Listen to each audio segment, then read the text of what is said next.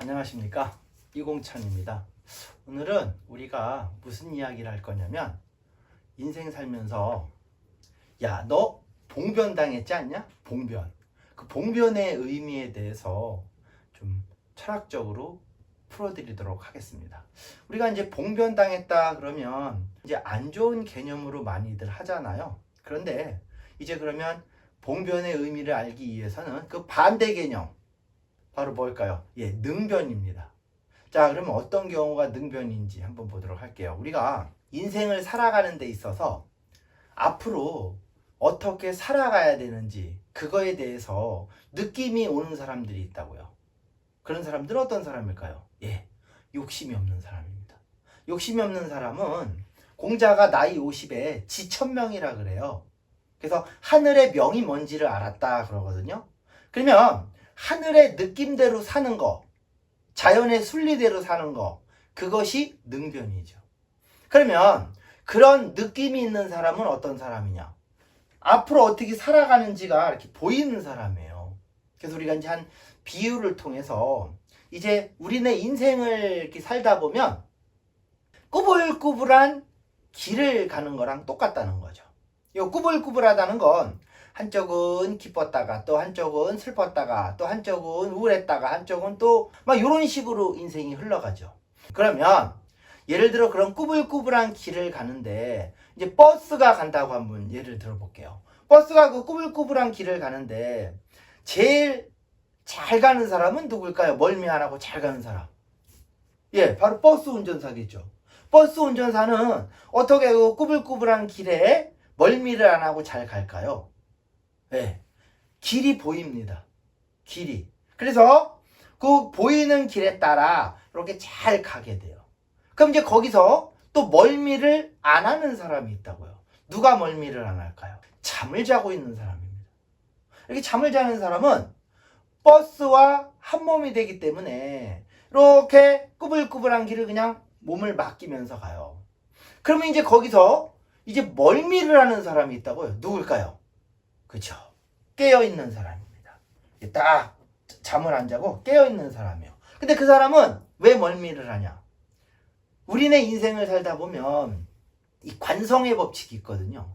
하던 것을 계속하려는 습성이 있다고요. 그럼 우리가 버스가 꾸불꾸불한 길을 갈 때, 자, 왼쪽으로 갑니다. 그러면 이쪽으로 계속 가니까 사람은 계속 그렇게 갈 거라고 생각을 하는데 갑자기 이렇게 코너를 틀거든요. 이렇게.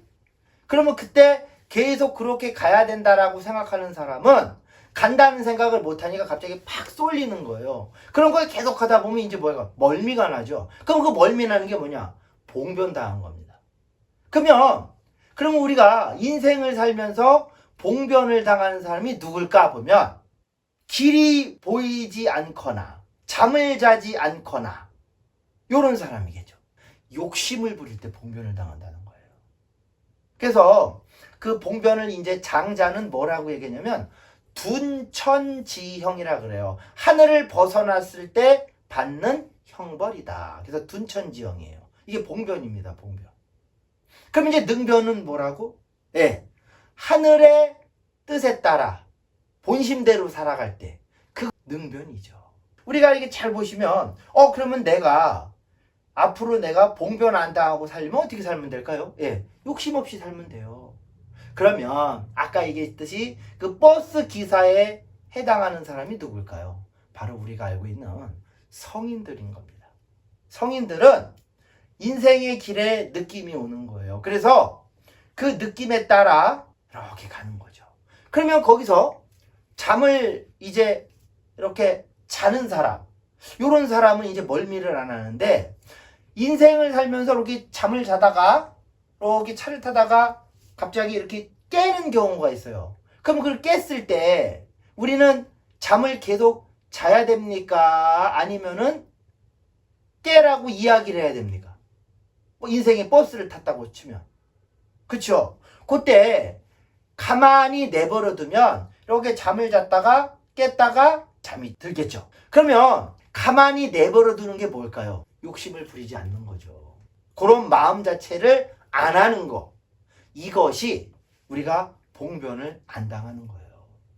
그러면 우리가 요즘은 그래서 자연의 이렇게 순리나 이치를 이렇게 그래프로다가 나타나는 게 이제 옛날에 말하는 바이오리듬인가 한때 유행한 적이 있었어요. 바이오리듬. 그게 뭐냐면 나의 기운과 자연의 기운을 이렇게 같이 하는 거예요. 그래서 잘 가면은 능변을 하는 거고, 그거랑 반대로 가면 이제 봉변당하는 거죠. 그래서 쉽게 말해서 우리가 봉변당하는 게 이제 어떤 경우냐. 예를 들어 여러분이 밤 11시 정도 되면 하늘은 우리한테 뭐라고 명령할까요? 잠을 자라고 명령하겠죠. 잠을 자라고. 그래서 이렇게 자려고 턱 있는데 갑자기 뭔가 보고 싶은 뭐 영화라든지 그러면 잠을 잘까요? 안 잘까요? 잠을 안 자겠죠. 잠을 안 자고 그거를 봤어. 그러면 즐겁게 봤다고 쳐요. 그러면 이제 12시 넘어서 1시나 2시에 잠을 자요. 그러면 그 다음날 생활이 개운합니까? 피곤합니까? 굉장히 피곤하죠. 그게 바로 봉변당한 겁니다. 그러면 그것도 결국은 욕심을 부려 생긴 거예요. 그럼 우리가 그런 일 말고도 인생 살면서 욕심 부리는 일이 많잖아요. 그럴 때마다 이제 문제가 생기는데 그게 바로 봉변을 당하는 겁니다. 그럼 이제 우리는 알았어요. 뭘? 봉변을 안 당하려면 어떻게 해야 됩니까? 네. 욕심 안 부리면 돼요.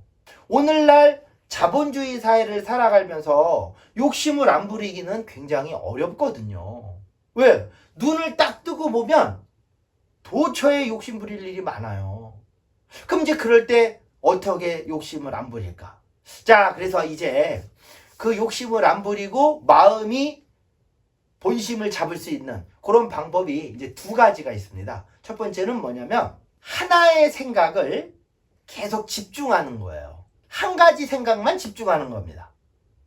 그러면 마음이 딴 데 안 가겠죠?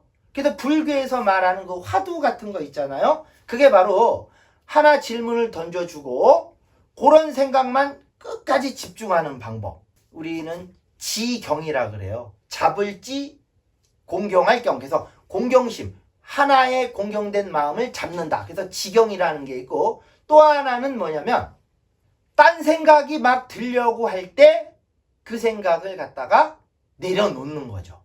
예를 들어 뭐 딴 거 해볼까라고 이렇게 욕심이 막 들을 때 그거를 내려놓는 거예요. 자꾸. 그런 방법이 있습니다. 그래서 이 두 가지 방법 중에 여러분들이 뭐 마음에 드는 거, 좀 편하고 잘 되는 거, 이제 그 방법을 쓰는 거죠. 그렇게 되면 욕심은 말입니다. 그 두 번째 마음이에요. 쉽게 말해서 우리가 그 욕심의 그 욕자를 보면은 욕심은 뭐냐? 그 첫 번째 마음이 아니라 첫 번째 마음은 순수한 마음이 내려오는 거고, 욕심은 그 마음이 들었을 때 갑자기 뭔가를 생각하는 거. 요것이 악이라는 거죠. 두 번째 마음. 그게 욕심이에요. 그래서 우리는 인생을 살아가는 데 있어서 봉변앙당해시려면 무슨 일이 있을 때 첫 번째 마음에 딱 드는 거, 그거를 하셔야 됩니다. 그리고 본심은 변하지가 않습니다. 근데 욕심의 마음은 어떨까요? 수시로 바뀝니다. 내일 바뀌고, 만약에 다음 되면 또 어떨지 모르고 또 바뀌고, 이런 것들이 다 욕심이에요. 그래서 이제 앞으로 우리가 봉변을 안 당하려면 욕심을 안 부리면 돼요. 아주 간단하죠. 욕심 안 부리기가 그렇게 쉽지는 않은 요즘 같은 자본주의 사회에서 여러분이 그래도 나름대로 내가 하늘의 뜻대로 잘 살고 능변하는 삶, 그런 삶을 사시려면은 이제 스스로 자기 마음을 좀 제어하고 컨트롤을 할 필요가 있다. 그래서 우리가 명상 같은 걸 하는 이유는 바로 내 마음을 들여다보고 그 욕심을 지우는 겁니다. 자, 그럼 여러분이 앞으로 인생 살면서 봉변당하지 않는 방법 이제 아셨을 거예요. 자, 오늘은 여기까지 하고요. 다음 시간에 또 이어서 다른 주제로 또 이야기를 해보도록 하겠습니다. 자, 오늘 여기서 마치도록 하겠습니다. 수고하셨습니다.